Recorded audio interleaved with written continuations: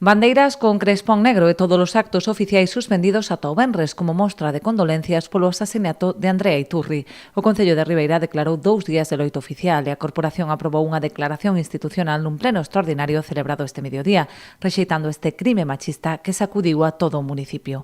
A Corporación Municipal de Ribeira diríxese á cidadanía con profundo pesar e consternación para denunciar enérxicamente o recente caso de asasinato machista que tivo lugar no noso municipio.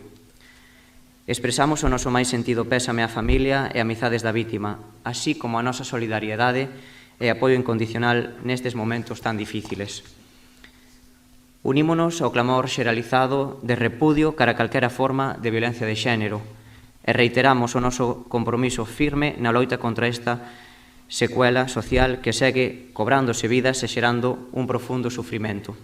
O Concello convocaba tamén para esta tarde unha concentración ás 8 no Malecón de Ribeira, animando os veciños a sumarse a esta protesta silenciosa en contra da violencia de xénero. Convocar a cidadanía de ribeirense a concentrarse este mércores 20 de marzo ás 20 horas no Malecón de Ribeira para mostrar a súa solidariedade coa familia da vítima e tamén a repulsa contra a violencia machista.